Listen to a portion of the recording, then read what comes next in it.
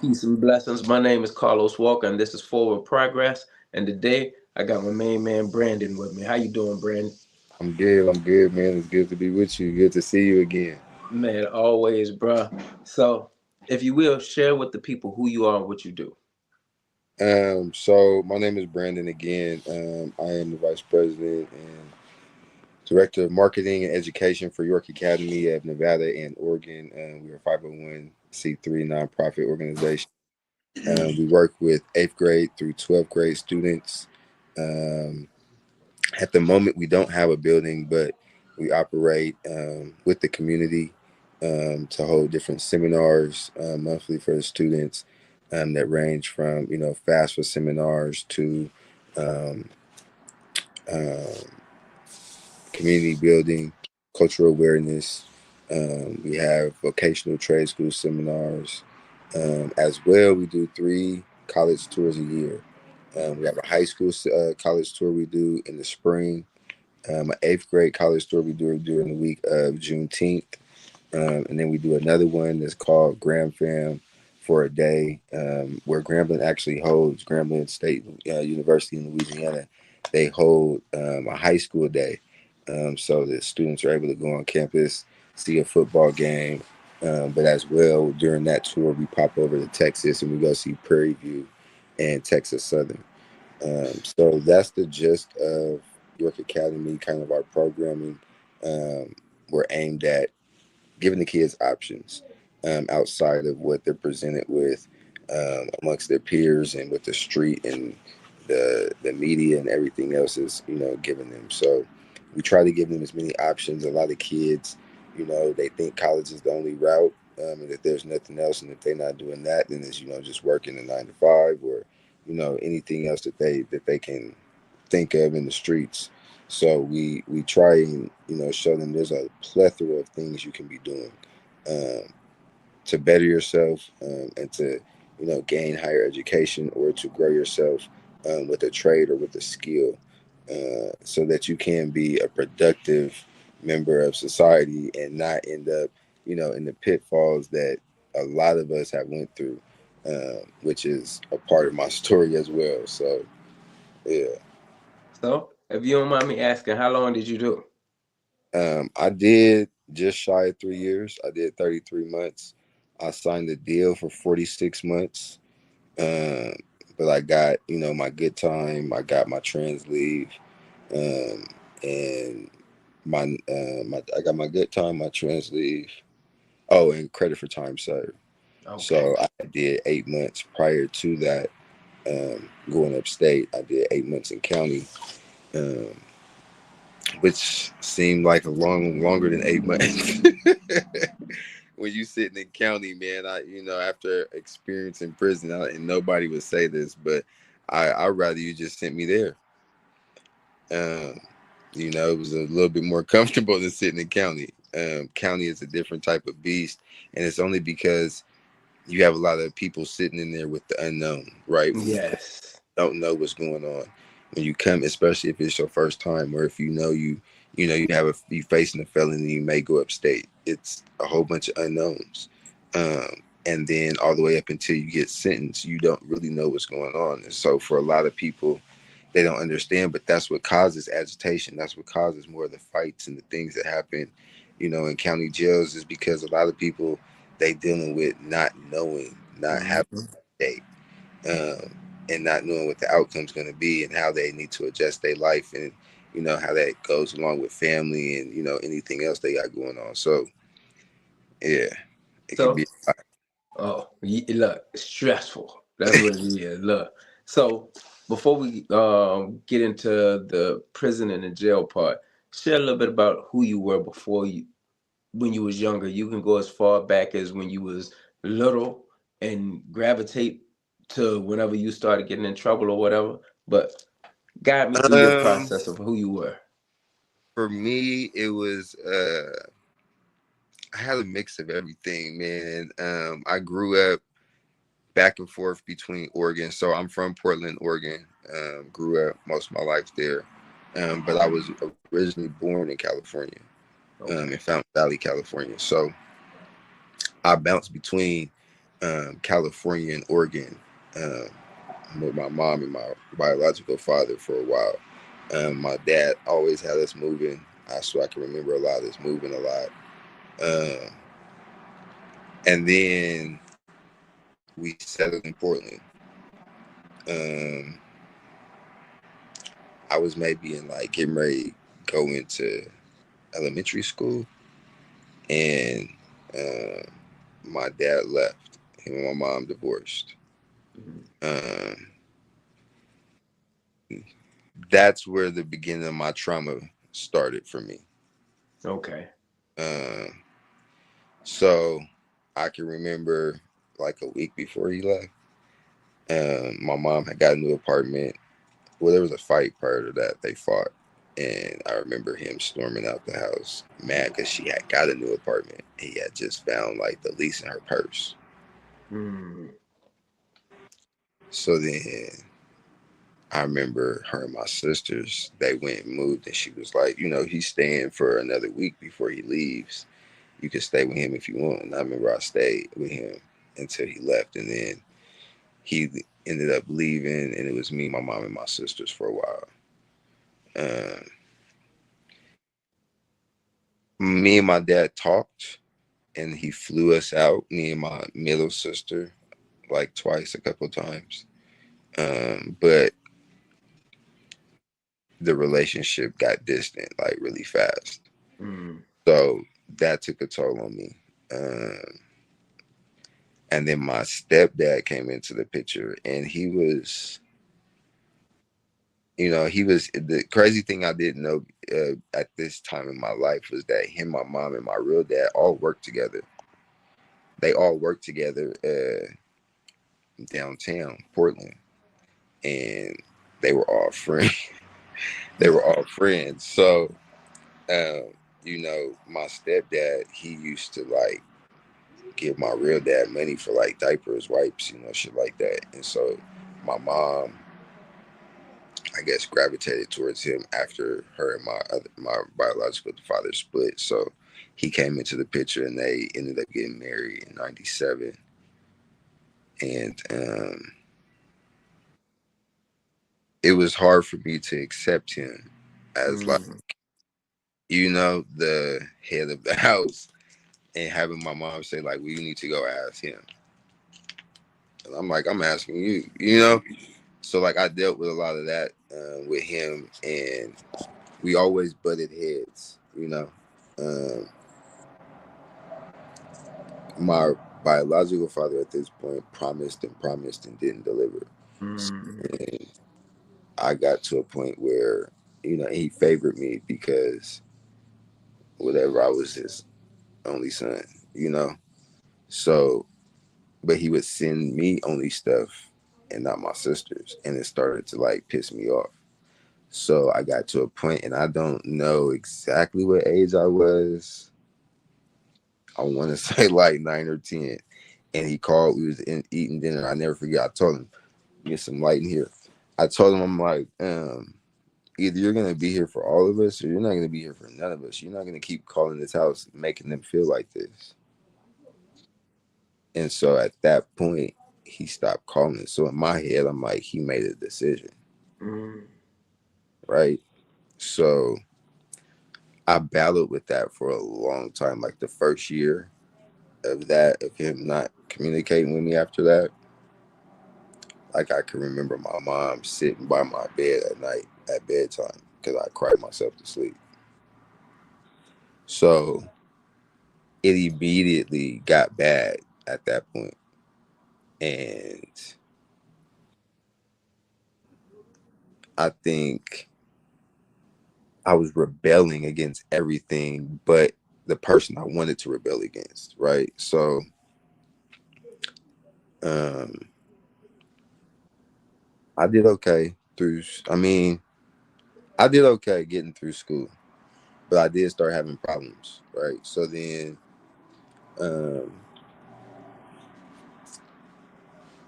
I got to middle school, and me and my stepdad never. He never did nothing with us, right? He never did nothing with me never took me to the park, through a bar, nothing like that, right? So I get started hanging out with certain individuals, who were accepting and welcoming of me. Um, and they wasn't bad, right? But we was just getting into, adolescent stupid stuff. And at the time it was, we was what they call it, nigger knocking on doors. Just corny stuff, but nothing too, it was harmless. But I was hanging with a different crowd of people that was outside of the norm for me. Okay. And so I didn't know it then, but it was me looking for acceptance from a male figure, right? I had an older brother who passed away before I was even born. So, like, I didn't have, and my mom kept me away from older cousins and stuff like that just because of the stuff they was into. And she, like, a lot of my older cousins and stuff, and even people my age in my family, my mom, and I didn't know it at the time. I didn't know why she told me no, or why we didn't go over there to their house or for their events and stuff. But it was because a lot of my family, like, was hustlers, really. So she just kept me away from them. So I didn't grow up with that, or having a lot of males around me that I could, lean to. So the friends I started to have, it was like some of us was all innocent and, hadn't been into nothing. But as we all got together, coming together, we just got into stuff for the first time together. Mm-hmm. Um, so, it was a mix of stuff. And then eventually my mom by high school got me into this program called the Prospective Gents Club, which was under the umbrella of the Bridge Builders, under the direction of Kevin Durant Fuller. Okay. And they had the boys side, and then you had the Eminent Ladies of Virtue on the girls side. So um, I went through the program, I think, from my sophomore year all the way through high school. Um, Originally, my sister wanted to be a part of the girls' side, and she heard about the boys. She was like, "Oh, you're going to be a part of this." Another thing I had picked up was band while I was in sixth grade. I played saxophone, so I was just naturally good at it. I always got Okay. A's in band. So my parents' thing was, after a while, it was like, "This is the only thing keeping your GPA up. You're not dropping this class." So I had to keep playing. So, but it started to give me a different direction, kind of, right? Because now, instead of kicking it in the bleachers and smoking weed with my friends, I have to play because it's part of my grade, Mm. part of the pep band. So I have to play, right? So it's kind of giving me a different direction. I got Prospective Gents Club now. We're the African American Rights to Center Passage program. We're having sessions at least once a week. And with that, we were doing college tours every spring break. Okay. So as you go through the program, it's something like, kind of like pledging. You can start as an eighth grader as a Simbachanga, and then you go in the next year. You go as a freshman. Each class has a different color, um, and they have Monday nights, Kk and Wandugu sessions, where you go to University of Portland and you work with students who are working to become teachers, and they tutor us for an hour and we do homework. And then we go into our big session where we all come together, and we have these sessions where we go over African centered, you know, um, information, and um, learning about our ancestry, where we came from. We had to learn how to count in Swahili. And then as each class goes through, like, so when you become a senior, you can choose to go through passage or not with your class. And so when you go through passage, it's this 21-day process that tests you on the pillars of our program: community building, entrepreneurship, effective use of time, all these things. So when you go through, you have to go through with your brothers, though. Like, if one person don't make it, then everybody don't make it, so Mm. um and then you become a part of the agape circle. You go from being a gent to a gentleman. So it's a lot like pledging, but I got a part of that, and I went all the way through. So, but I still battled with home life Mm. and not having a dad who was interested in what I liked. not having a dad who um, didn't mind if I didn't do it his way, because it was a lot like, if you don't do it my way, I'm not really interested in it. You know what I'm saying? When I started to get into hip hop and music and start rapping and stuff, it was like, why don't you include your saxophone in it and all this stuff? And it's like, I don't want to do that.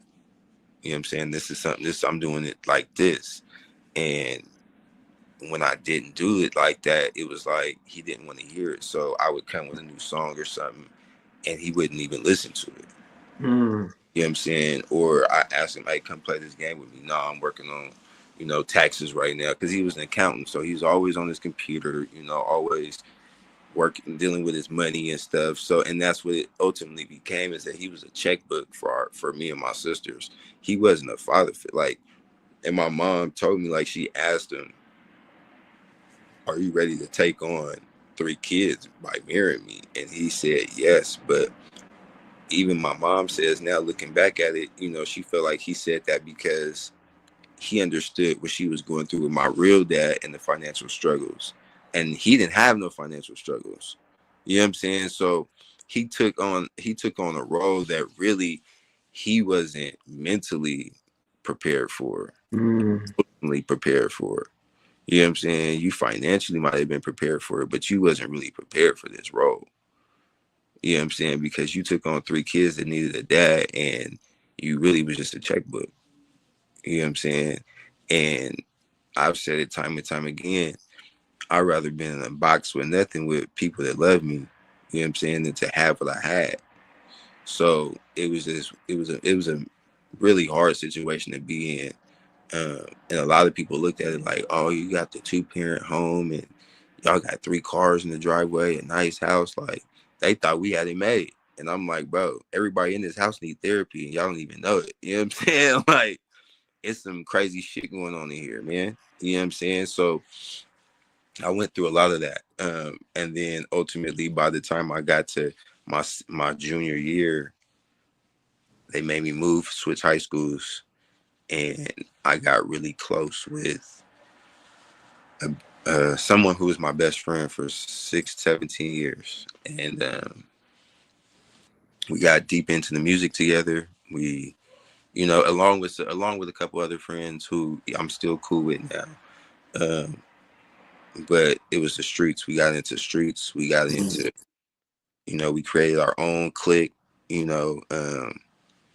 and very quickly it was like, and they were a part of gents too for a minute, and then they got, because of how active they was in the streets, and they families was a little bit different than mine. They got kicked out, right? So I'm still in gents, but these are my friends, right? These are my family. These are the people who, they looking out for me in the ways that I felt like I needed. So I gravitated to them. But at the same time, I got family in my ear, So I got to a point where by my senior year, I ended up running away from home. Mm. I ran straight to my homie house, like, he's my boy to this day. But I ran straight to his house, and my parents ended up calling a meeting with the school counselor for us to meet and talk. And I ended up going back home like after a week, and it was rough. It was really rough. It was really rough at that point between me and my parents. And so I stayed though throughout the rest of my senior year. I graduated. I got accepted to Grambling State University in 2007.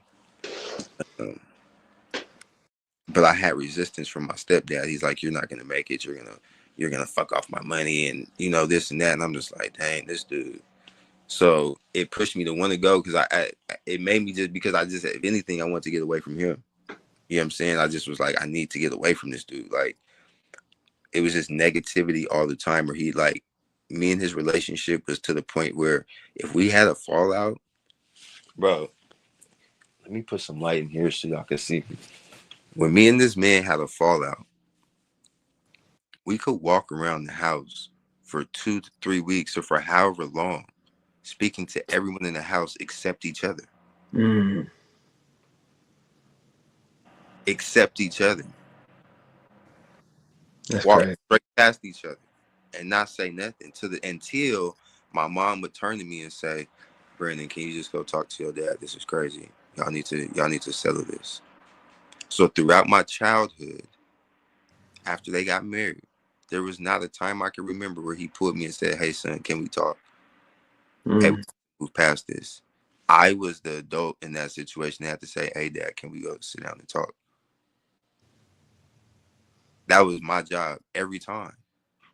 And then, And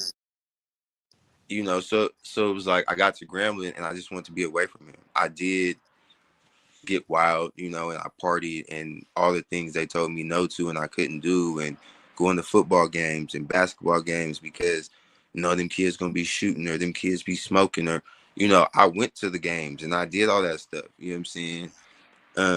And got caught up with and not thinking, just being a freshman, you know what I'm saying? Empty liquor bottles in my room. mm, Felony on a school campus, whether they're empty or not. You know what I'm saying? So I ended up getting suspended for a semester. So I'm back in Portland by March of 2008.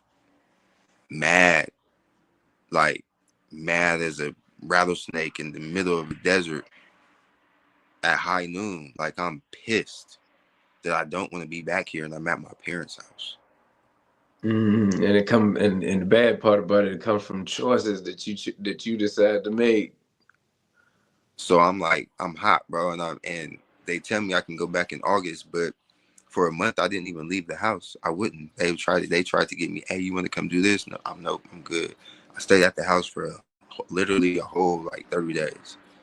I didn't move. I wouldn't do nothing. And finally they was like, this is crazy. Like, you coming with us. And so they start to slowly get me back out the house. I enrolled in the community college and I didn't like it. And I dropped back out. And that was 2008. And that was the beginning of when things started to get crazy. Um, by August, so I was working again full time. By August, me and my parents I had met my wits end. So August 8th, 2008, it's a Friday. I know I'm getting paid this day. I go to work. Me and my mom, she been going at me all week. You think you grown, you can do it without, you can just leave. You could just leave. And I'm like, bro, you can't keep telling me to just leave and think I'm just gonna stay here. So I knew I was getting paid that day. I came home. I think I might have used like her car or something. I come home. I end up getting uh, a ride to Forest Grove from my girlfriend. My girlfriend I had my freshman year at Grambling, she lived in Seattle. So when she came home for summer break, she was coming to see me because she had to leave August 9th, that Saturday, to go back to school. So she came down Friday night. She gave me a ride to Forest Grove. I go get my car. I go buy a car. I just get my check, get off work. But when I got home, yeah, I go get my car, and then I get back to the house and I already had my bags packed. My mom was like, "What are you doing?" I'm like, "I'm not doing this shit no more, man." And she's like, "Whose car is that?" I'm like, "It's mine." Grab my stuff and I'm out the door, right? So I'm gone. So me and my girlfriend, we chilled overnight, um, and then she left the next morning. I didn't know what I was gonna do the next morning. I'm stuck though, like I'm lost, right? I'm confused. I'm like, what do I do? So my partner calls me right after she leaves, and he's like, "Hey, bro, I got these females, man. They out here in this rich like, part of town. They got a spot, whatever, whatever." I'm like, "Okay." He like, "Come pick me up." Boom. I'm like, I ain't got no other play. That's the play. So we get there. I meet the girl. She's on me. I'm like, okay, she's cool. And literally that day, like we moved into that shit. Like, you know what I'm saying? Like, I'm like, this is the trap spot. You know what I'm saying? So we was there, and now this is August, remember? So my sister is getting ready to go off to college to Bethune-Cookman for her freshman year. So um,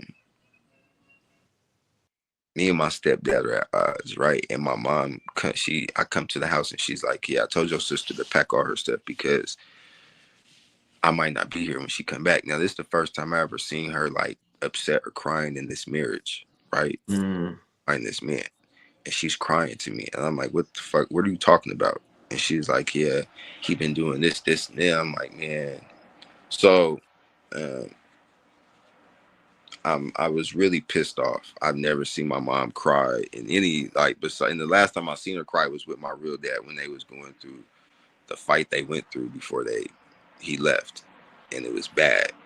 So I'm like, it triggered me. So he had some flour, and I knew where it was, a substantial amount. So I went to get it when they left to take my sister to school. So um, now I'm on with that, and from that point it was like I hustled like because I had this pride thing with my parents where it was like they told me over and over that I couldn't do it without them, and that Mm-hmm. all this. So it was like I couldn't never show back up home down bad, right? So my whole thing was like I gotta hustle, I gotta get this bread. You know what I'm saying? And that's what it turned into really, really fast because I was in survival mode, right? So now I'm with these dudes, and we hitting licks and we doing all this stupid shit just to make some money. You know what I'm saying? And then but the type of person I was, it was just weird to me because it's like, we couldn't smoke unless everybody put up on the sack, or we couldn't get a bottle unless everybody, who got up on it, and then people got $1 and $2, and somebody over here got 10, and this person got 20, but it was never even, right? So it was just, I was like, this ain't me, bro. You know what I'm saying? So it got to a point where my partner, I was going to barber school at this point. I had enrolled in barber school because I cut hair and shit. And bro, I get back in touch with one of my partners, and he introduced me to my first little stripper chick. So it was about a week of seeing what that was like, and it's like 500 to 1,000 a night, guaranteed. I know I'm gonna see at least five, right? As opposed to hanging out with these knuckleheads all day, Making nothing. making nothing, and then if we do hit a lick or something, we're splitting it. I'm like, bro, this ain't adding up, right? So I'm like, man, I'm finna do this, right? So I very quickly isolated myself, or not isolated myself, but I just was on my own path. You know what I'm saying? By that time, I'm from GD, right? So, um, of course, I got people calling me and need me and want me to be there in that capacity. But at the same time, I'm like, I'm my own man, bro. I'm moving different than y'all, bro. Y'all on this group shit, and I'm over here trying to get this bag, right? So, um, I start to do really well. I did drop out of barber school, but I start to do really well, and was having things my way. I was catching small cases here and there for stupid stuff because I didn't have a license for a long time, bro. Like, it got suspended. I always had a car, always had insurance, but I never had a license. So I would catch little stupid little cases, man, driving while suspended, stuff like that. Um, And then, in '08, I had caught a theft case at a Macy's or something like that, and I didn't show up at court. So that failure to appear followed me for a minute and didn't catch up to me till like 2010. So it was like little stupid stuff like that. Um, and then by 2011, I had my first son, but I'm like knee deep in the game now at this point. You know what I'm saying? Like soaked in it. And, um, everything from, bro, and it went and it was like I said, it was from me needing to survive, but then it was like by the time I got in this shit and I was seeing where the money was at and it wasn't being tied up or hanging out with these knuckleheads all day. Like I never understood that. Like, how did y'all have anything when y'all was with each other all day?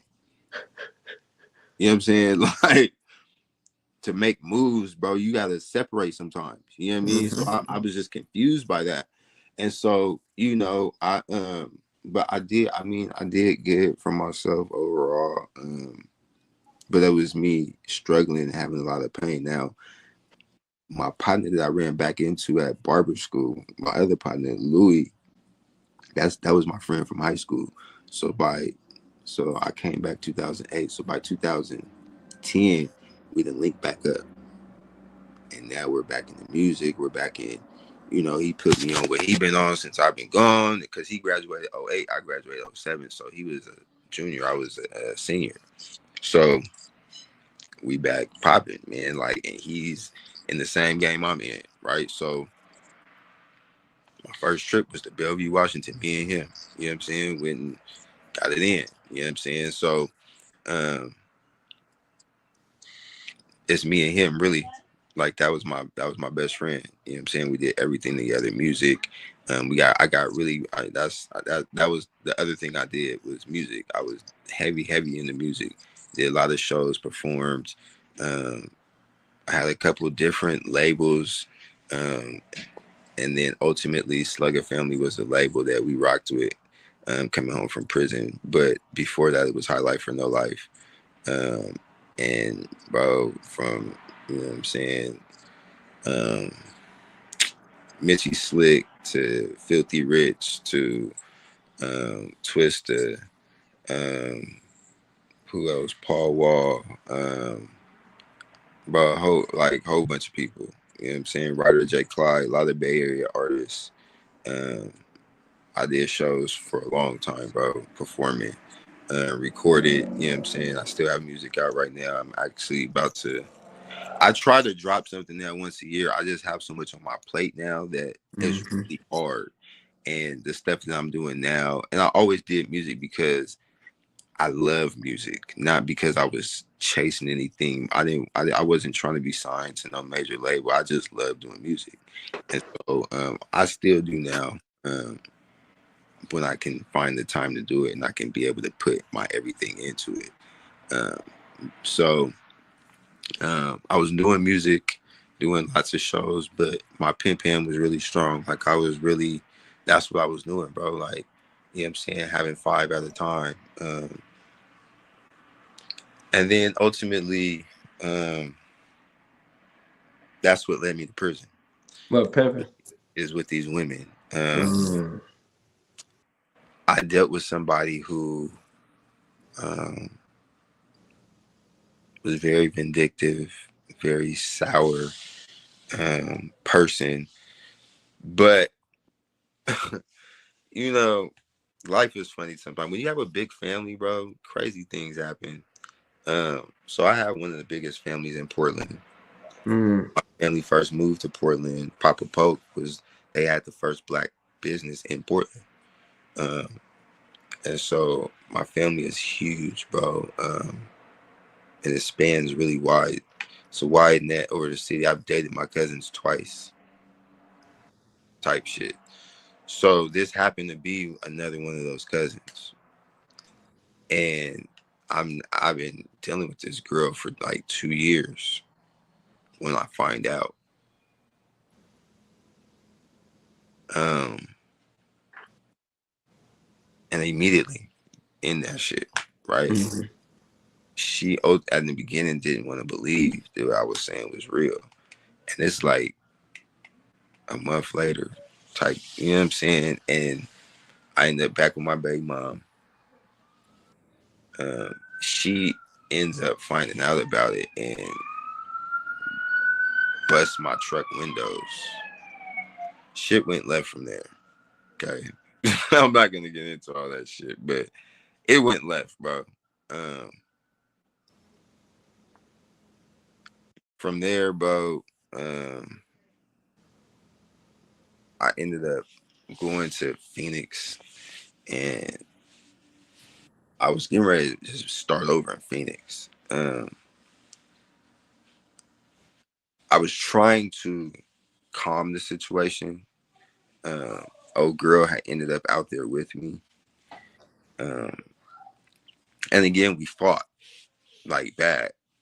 Um, and I'm trying to, clean up the situation, man. And so I ended up shaking again. I ended up shaking the spot. I'm gone. But at this point, the shit that happened, the fallout that happened at this point, they looking for me out of Portland, right? So, but I don't know this. I don't know this because like she didn't call to try and like say like, hey, I don't want to, the DA's like, we picked up the shit, bro. It's done. It's done. There's nothing you can do about it. The state picked it up. It don't even matter what you say.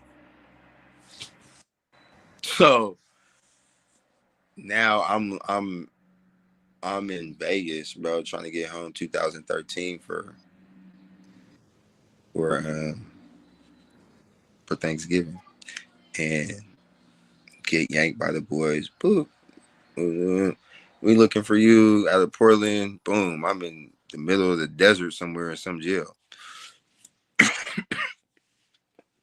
30 days, almost 30 days I'm out there.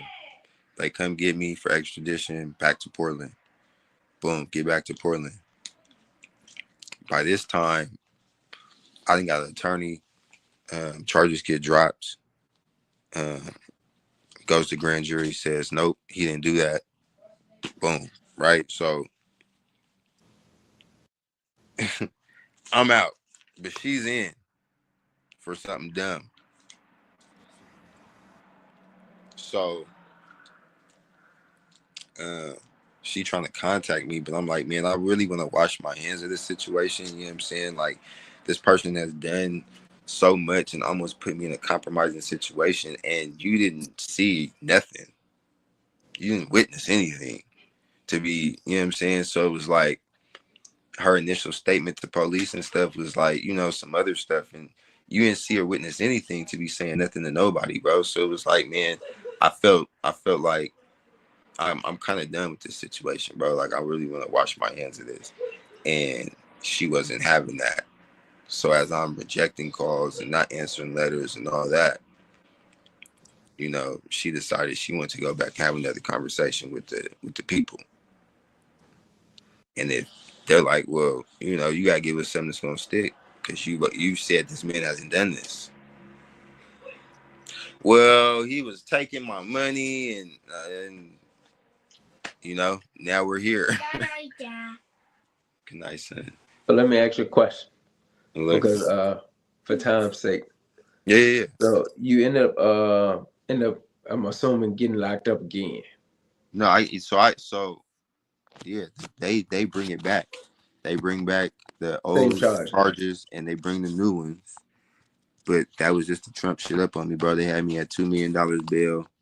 And that's why I sat for 8 months, because they had trumped up all these charges, but you didn't have no evidence of it. All it was hearsay.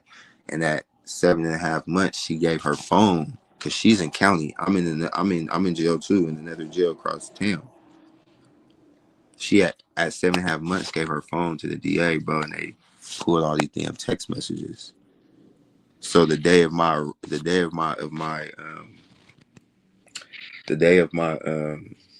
what you call it, bro, of my Trial. no, not my trial, my hearing, my settlement conference. Because I had a settlement conference all of a sudden. I'm like, well, settlement conference for what? And my lawyer's like, they must have something. So by the time I get to court, they've only gone through like a little bit of the text messages. It's like this thick. They had just got them. So at that point, they had enough to charge me with 1 count of promotion of prostitution. So they're like, offer us a deal, offer us something. And me and my lawyers talked. We offered him 24 months. The DA said, Mr. Bowles, please do not insult us, or she will never see the light of day again. And Um, I'm like, okay, what do you want? And they're like, we're looking something close to 50 months minimum. So we talked. We came up with 46 months. They agreed to it. Signed it immediately because I knew had they kept digging through them messages, It'd have been worse. it was gonna be because I was facing 5 counts of promotion, 5 counts of compelling, plus I'll tell you what I had 3 aggravated attempted murders, um, tampering with a witness. All on your record. I had, bro, it was like 17, 18 charges, bro. So let me ask you Ultimately, this. I was looking at like 30 plus years. So let me ask you this. When you take this plea, uh, what was on your mind? Because I always deal with the psychological parts of the process. Honestly, what I'm processing as I walk in the room, they just got these messages. My lawyer slaps the envelope on my thing. She's like, read it. And I'm like, what is it? I open it, I see what it is. I'm like, oh shit. Then I find out that the DA swings for state and fed. I took this girl over state lines. But yeah, So if he wants to, he he can can give go it to to the kids. and we're talking about sex trafficking now. Mm-hmm. So I'm like, I can't play with him. You know what I'm saying? So when he's saying close to 50, I'm saying 24 at first because I'm like, okay, 24 plus time served. I'm gonna do less than a year. I'm gonna be out, you know what I'm saying, under a year. Right. But then they're like, we went close to something. I'm like, okay, when he told me what he wanted, I'm like, okay, if I do under 48, that puts me minimum. Right. Under 4 years, I'm minimum security. But on that, I'll do like 3 years. You know what I'm saying? Mm-hmm. So in my head, that's how I'm processing it. But I'm also processing too that if I give them time past this court hearing right now, they're gonna read the rest of that shit, and I'm gonna be fucked on all the charges. Mm-hmm. So in my head, it was like, I knew. And here's what they hit me with. They said we'll give you this 46 months, right? After we said 46. They said okay, but you have to take unlawful use of a firearm. They couldn't Mm-hmm. prove none of the shit that I did. They couldn't prove that there was even a fucking gun. They couldn't prove none of Yeah, that. because it's just They could hearsay. that part of everything. You know what I'm saying? That was just they couldn't prove it. So, but what they did do was they said the only way we'll give you this is if you plead to unlawful use of a firearm. I didn't even care at that point. I'm like, fuck the unlawful use of a firearm. If you read the rest of that stuff, I'm not gonna get up out of here. You know what I'm saying? So I just was like, yeah, yeah. Anything under 50, y'all said 50, it's under 50. I'm cool with it. Let's you know what I'm saying? And at the same time, I didn't spend once I was sobered up, because I'm like, I'm at like I said, I missed the part. 2012, my brother gets murdered. Rest in peace, my brother Kenny Ray. You know what I'm saying? That's bro right there. He gets murdered, bro. And this is like he's a close friend that was like a brother. He was like a father figure, but it was in the right ways. Everything I was looking for from my stepdad, this man was. You know what I'm saying? Mm-hmm. He had my back. You know what I'm saying? He would just pop by the house. Hey, bro, what you doing? Oh, okay, you with the kids? Hey, wifey, you think you could watch them real quick? I'm finna take them to Olive Garden. I just needed, you know what I'm saying, holler at bro. And it was to do nothing but to check on me. How your week been? How you doing, bro? Like, That's you know. what. That's how you found love.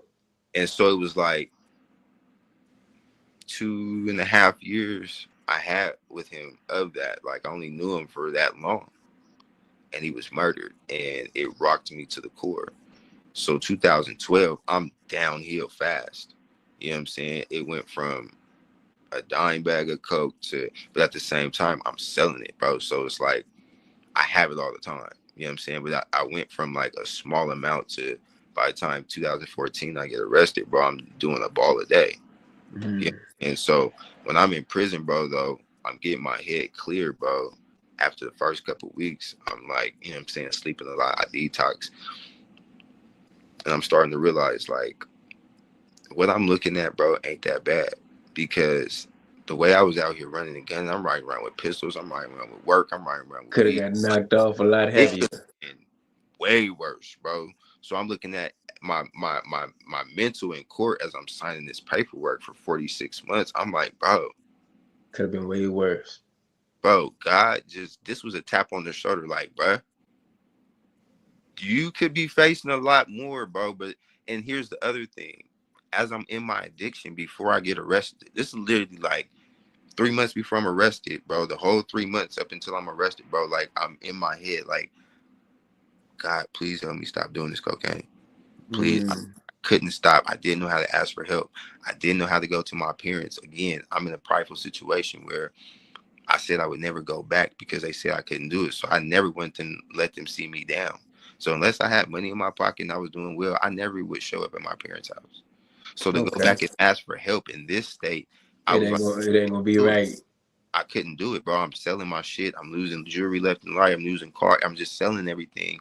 But at the same time, trying to maintain selling my products, right, to keep some money in my pocket. Like, it was just a bad situation. So getting the county and me going through this situation at all, right, in my head, I'm like, I had accepted God put me out of a situation that I asked him to and put me in the only place where I could get myself together and Mm. where I could find myself again.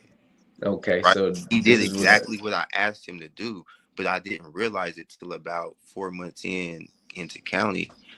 I'm like, man, this is what I've been praying for, like a place where I can have peace of mind and get myself back together and in the right place. Right. So I'm like, whatever comes at 4 months, I'm like, whatever comes from this, I'm finna take this, you know what I'm saying, like a man and just stand up and do it, bro.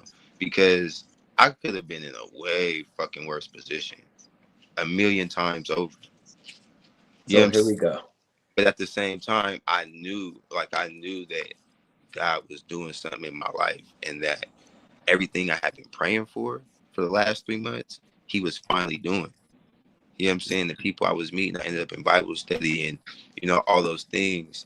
Um, and I studied the Bible, and then I ended up studying the Quran. And that, my heart, you know what I'm saying, it went more with the Quran, which is why I ended up converting. But I knew I needed God in my life. I knew I needed to have a relationship. Uh, I knew because that was the beginning part of my healing, right? There was a lot of stuff by this point in my life that's weighing on my shoulders and that I didn't been through.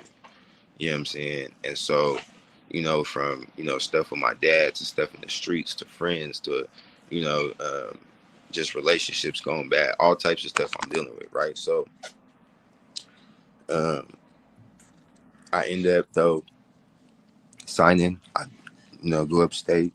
Um, I do my time, bro. But when I got there, I knew, okay, so this is how it breaks down. I sign my deal. I get credit for time served. That's 8 months. Boom.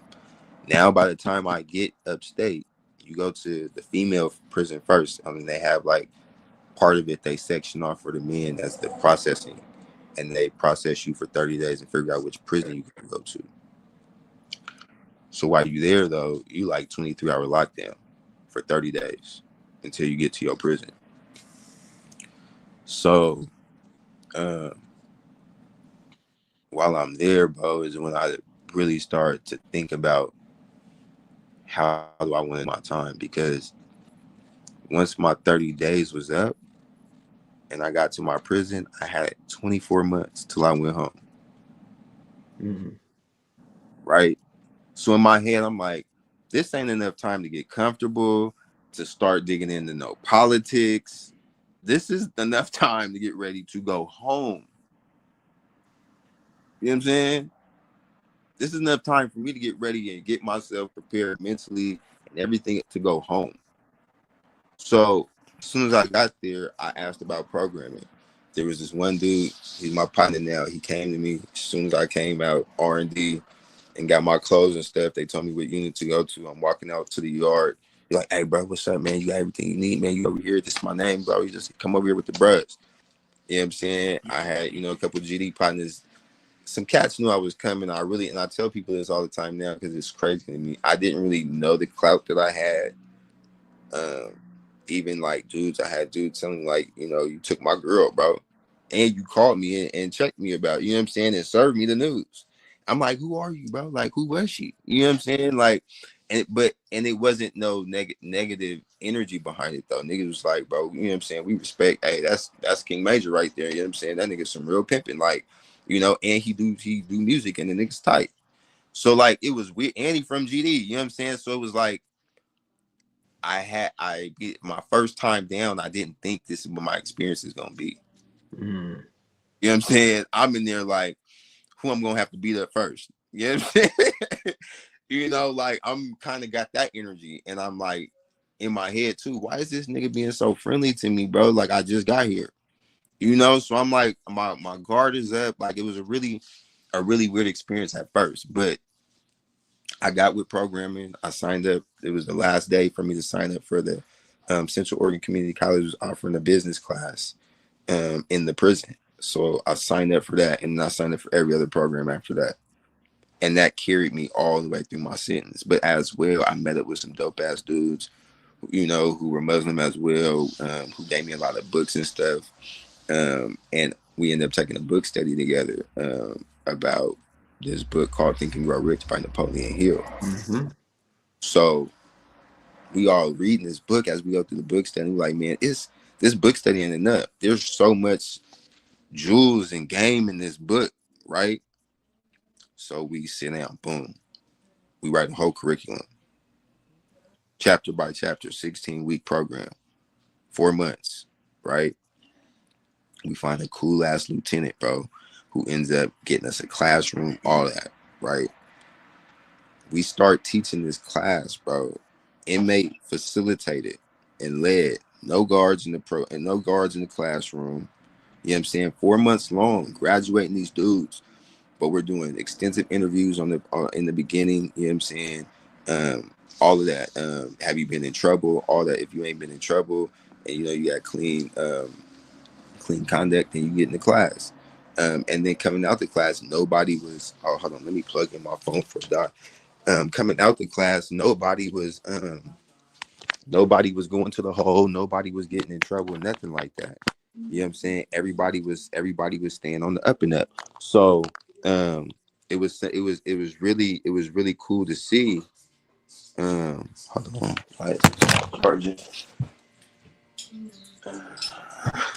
It was really dope to see and have all these dudes who's in our program, who's not getting in trouble, who's you know, being leaders in the prison, who's bringing other people along, like, and we started doing some dope things. We brought in the military for the first time into a prison to recruit from prison, because there's a lot of crimes that don't exclude you from the military. Mm-hmm. So when that happened, we got written up in the paper. Well, now the prison is mad because they're not getting no recognition for this. So what ends up happening, they try to kill our program. We have to write to Salem, to the governor's office, letters. We had guards writing letters who was helping us. We had other staff members, we had counselors, we had all the inmates who were in the program and their families writing letters to Mm-hmm. Salem for us to keep our program, and they ultimately let us keep it, because what happened was Mr. Jorgensen, the first superintendent, had allowed us to do this. Well, then a new superintendent came along, They tried to and swap. he tried to kill it. And he's like, "What are y'all doing? Y'all got inmates in here with no guards, and this is unsafe, and all this other stuff." And it's like, our track record ain't proved nothing to be unsafe, right? And then the lieutenant who was helping us, you know, get everything approved and stuff, he wasn't just giving us nothing. He was making us work for it. He was teaching us, like, you have to figure out a way around their nose, right? And you have to think about why they may say no to this and figure out a way around it before you even present it to them. So we coming up with ways, like, we taking a mission statement, the DOC mission statement, Mm-hmm. we're adopting it and changing it to make it our own, to go with our program, to help reduce the recidivism rate, you know what I'm saying, of inmates by X, Y, you know what I'm saying? And so it blew their minds, and they couldn't figure out a way how to kill us. So it was messed up, because that lieutenant ended up losing his wife, who also worked for the prison. She ended up leaving him. He lost his job. They stripped him of all his credentials. He was a police officer before that, and did like a lot of trainings and stuff, tactical training, stuff like that. They stripped him of all his accreditations and all that shit. And the day I paroled, they wouldn't even let him be at the prison. Like he was told to be off work that day. Mm-hmm. So it was like it was a really messed up situation, but and that's why I hold the program dear to me because it helped me get through. It helped a lot of other men get through. It helped put us in a position to be successful coming home. And Lieutenant Verduzco sacrificed a lot for us to be able to have that program and for us to be as successful as we were. Um, and so I ended up taking DCA is what it's called, defining your chief aim. And on top of that, rest in peace to my brother Caleb. He ended up committing suicide a little after coming home from prison. And another one of my facilitators and co-founders of the program, um, he's not around right now. I'm not sure what he's into, but I'm praying that he's doing okay. Um, so it's kind of just me as far as who's left with, as far as, founders. So I took the program and I incorporated it into York Academy. We did have a 4-month long class that we taught in Portland. It had students participating in that on the street, with the ultimate goal being that if we can do what we did in prison and we can do it on the street first and reach them here first, then they won't make it there. So it goes over the principles of the book, which is a lot of leadership and financial literacy, and understanding how to use um, uh, the power of thought, Mm-hmm. right? Think and grow rich. How to manifest, right? How to manifest, you know what I'm saying, the things that you want in your life. So we go encompass that in the class, as well as a lot of financial literacy. I brought in Robert Kiyosaki's um, Rich Dad, or not Rich Dad Poor Dad. The other book, the 21st. Oh, it ain't the 21st century one, is it? No, it's the game. It's the Okay. game. Cash I, flow, cash flow, yes. and it shows you how to get out of the rat race of life.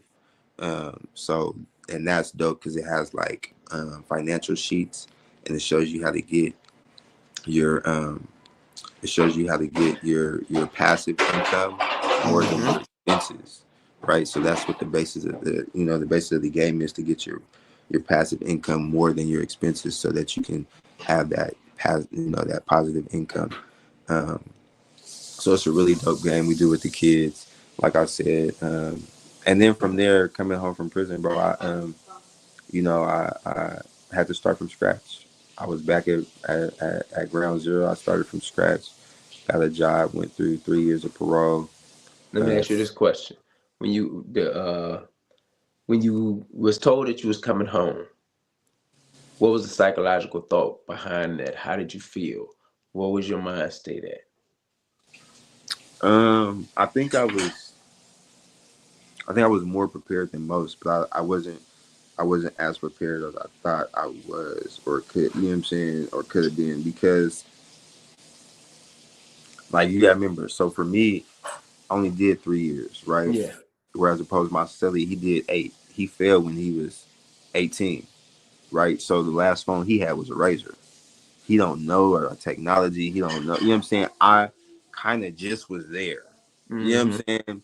So it's like I ain't been gone that long. I kind of know how to get back into the flow of things. But the other thing that carried me through and got me through prison, and that's why I said I kind of had more going on than most. I had Perspective Gents Club. I had Brilliant. I had all the teachings and learnings that I had a foundation, right, to Mm-hmm. fall back on, and things to remember and things to start practicing again, right? As well as the fact that I was, I'm a Muslim, so I'm doing the regular Juma prayer, and I'm doing Ramadan. There's like I had like a structure I had built for myself in prison, Foundation. right? On top of the foundation that I'm relying on from my from my childhood, right? Mm-hmm. So on top of the fact that I wrote 2 books while I was in prison. I prepared for these things. I got, I was trying to, get business licenses for a clothing line I was working on. I got that while I was in prison. They took us to get our license and stuff, drove us down to DMV and stuff before we came home. So there was a lot of things I was doing from behind the wall, and preparing. I'm counting down. Like, oh yeah, I got 31 in the wake up. You know what I'm saying? 30 in the wake up. 29 in the wake up. Like But you were steady moving I on. was more prepared in my head than most. A lot of people are panicking, like, bro, I don't know what the fuck I'm gonna do. You know what I'm saying? Or some people didn't have family, or some people was paroling in the gray sweatsuit. You know what I'm saying? Mm-hmm. Rolled in whatever I wanted to wear, whatever I, you know what I'm saying? Like it was a little bit different. Whereas like I knew I was going to my mom's house. I had, stability there. I knew that, it was just a little bit more stuff in line for me.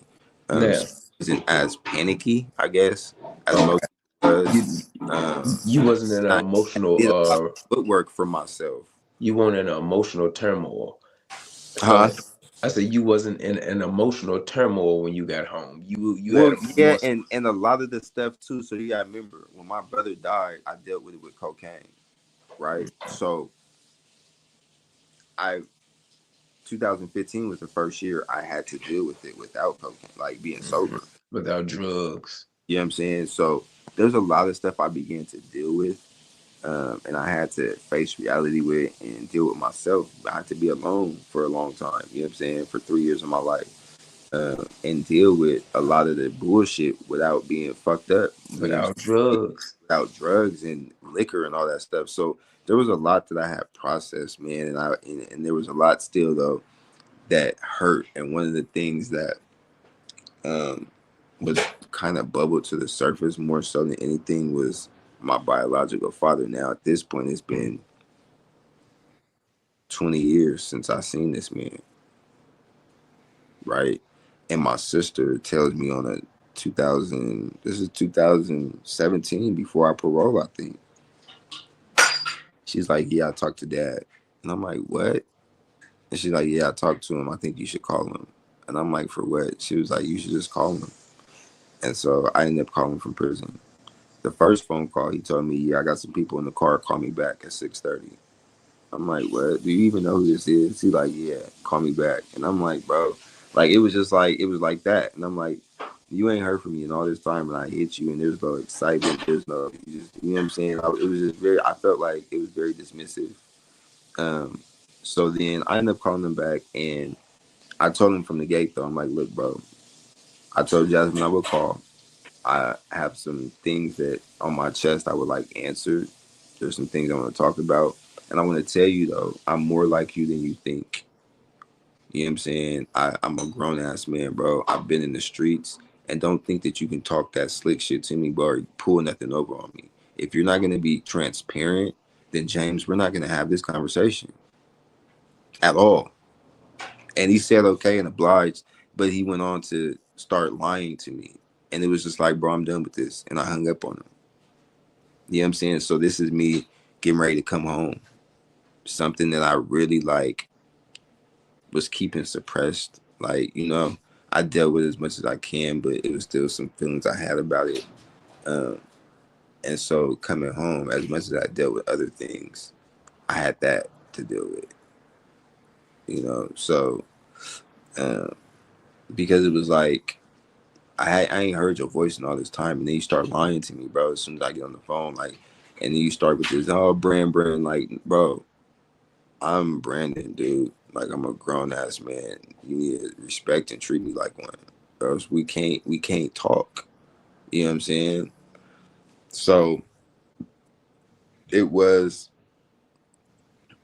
I kind of was like anybody anxious. You know what I'm saying? When they called my name, I'm sitting at the door though, ready. You know what I'm saying? That morning, like, I'm ready, but I'm anxious. Like, here we go. What's this going to be? Because I have stipulations. I have somebody I report to. You know what I'm saying? I know I'm somebody I've been smoking weed since 2003. So it's like, what is this going to be like for me? You know what I'm saying? This is, again, a new situation. I got in a new situation, went into prison, got comfortable with it, to a degree. And now I'm coming back out and I got to reacclimate myself. So it was a rocky road for a minute. I will say, due to unfortunate circumstances that really didn't have too much to do with me, um, I ended up catching a PV. My PO, after 7 months, sent me back for 120. So I did How long you been home 120. now? Huh? How long you been home now? So I did 120 days. I came home in March of 2018, and I have not been back since. And After that PV, but I haven't been convicted of a new crime for 10 years now, since 2015. share most of the stuff that you are doing now, because this is the reason why this So uh now, this is uh, called Forward after I Progress. went to, um, so after coming home, bro, March of 2020, I decided that I was gonna leave Portland, um, and uh, I got to Vegas with my dad. Or Which one? I was moving to Phoenix Which with dad? my real dad. So we have been talking on the phone since January of 2020. And I was finna move to Phoenix, and I was on the phone with him, like I was looking in Chandler and stuff for some houses and stuff.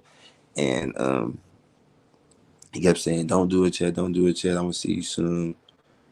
And so I'm like, man, I'm too close to him. I'm in Phoenix. I should just pop up on him. So I called my older sister. I pop up on him in Vegas, and I have my back to the door, and we're on the phone. He's like, man, hold on, somebody at my door. It's like 9:30 at night. He's like, man, somebody at my door. And I got my back to the door. And he opens the door, and I turn around. This man just starts crying, bro. Like, uh, so yeah, that was a crazy moment.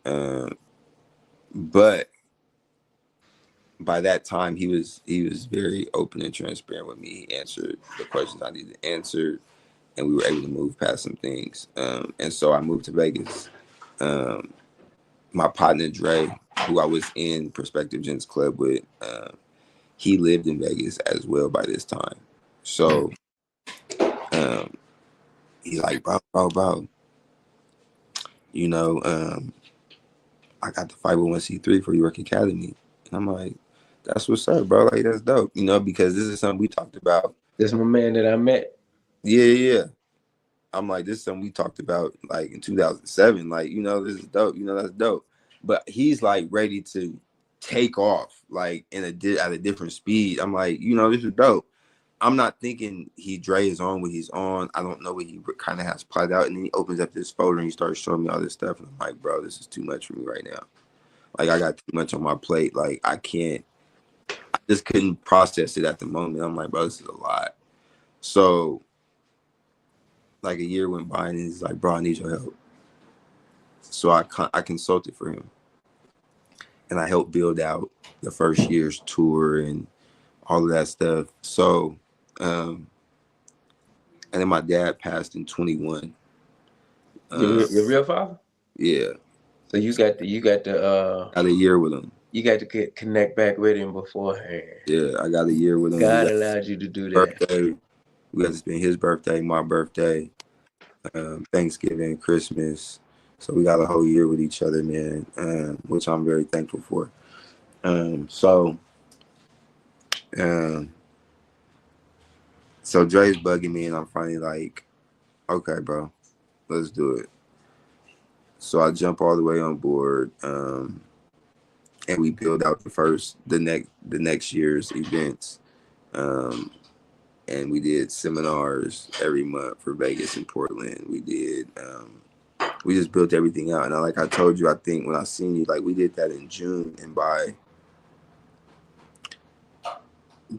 so we built it out in June. We started in August. By October, November, we had started to accumulate funds to where we weren't having to pay for our expenses traveling between cities. So it was like, I don't know, but me and Dre, and I look back now, Dre's always been part of my life ever since we met. I look back at pictures at all my major events in my life. Dre's there. You know what I'm saying? I'm in his pictures. So it's crazy how like when we get together, and in our class name going through passage was the Six Figures of the Lion. And so I was the tail, Dre was the eyes. He had the vision, and I was the balance. And so it's interesting how we both play those roles now, with the York Academy. You know, I aid in you know the direction of things, but a lot of it is, you know, Dre has had this vision, and I kind of let him go with that. Um, my job, I kind of play a different role as far as like um, where Dre is can be kind of docile. I'm kind of rough around the edges because I know that's what some of these kids need. I know how to meet them where they're at. Um, where Dre went to Grambling and finished all 4 years, and I went for a year and fell into the streets.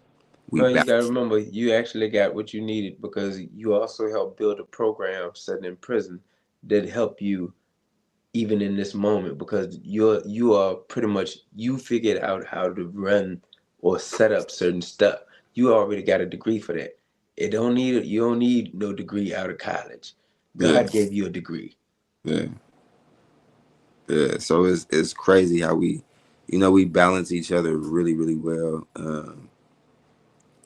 And so yeah, we built that out. We had 2 tours at the time, and I said, bro, I really think we should do an 8th grade tour. We should start to meet the kids at 8th grade, the 8th graders going into high school, because a lot of people, there's kids who know what they want to do or have an idea what they want to do, They're and doing it there's early. prerequisites in high school that you can be doing to get yourself prepared for college Mm-hmm. on that track. So we started doing the 8th grade college tours, and we started doing those last year. We went to Houston. We did Prairie View. We did TSU. And so this year we're doing Atlanta and Alabama. I'm kind of going to do a repeat of last year's tour with the high schoolers. So last year's high school tour for spring break, we did Atlanta and Alabama. But we're going to do a smaller version with the 8th graders. So that tour is only from the 17th to the 19th.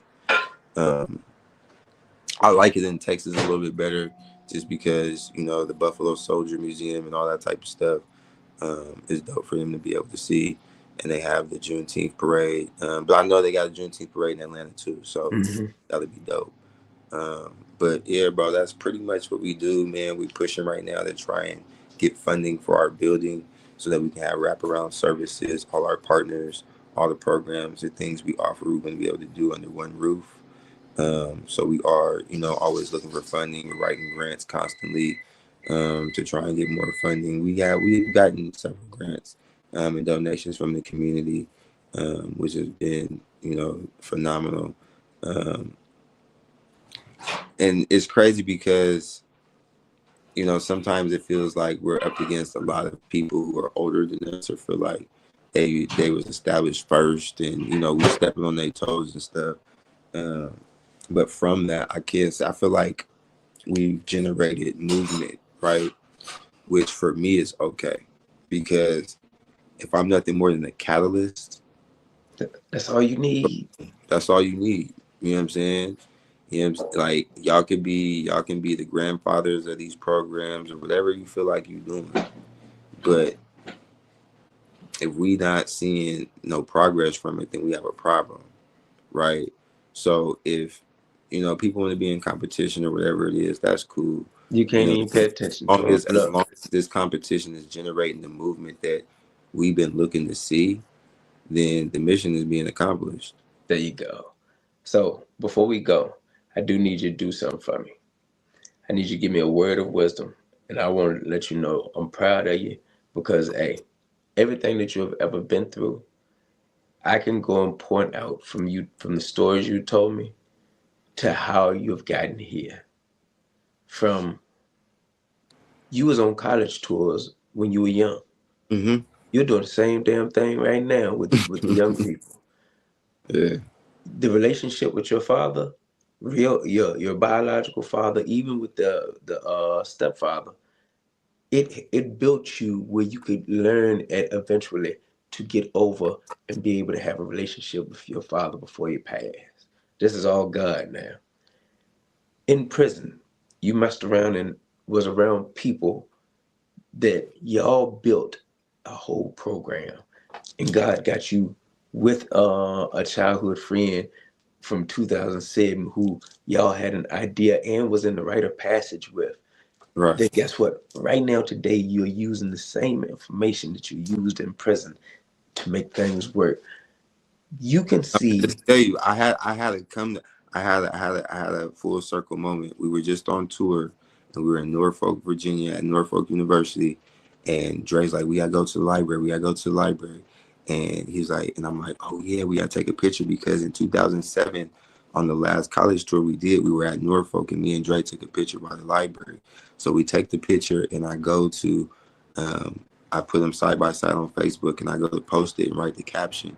And I'm just, you know what I'm saying? I was just saying I was thankful to Kevin Fuller and what he instilled in us and gave us, and how we're able to now give it back. I'm like, Dre, how long has it been? He's like 18 years. I'm like, bro, like, and I started tripping from it. I'm like, bro, 18 years, bro, like that's crazy.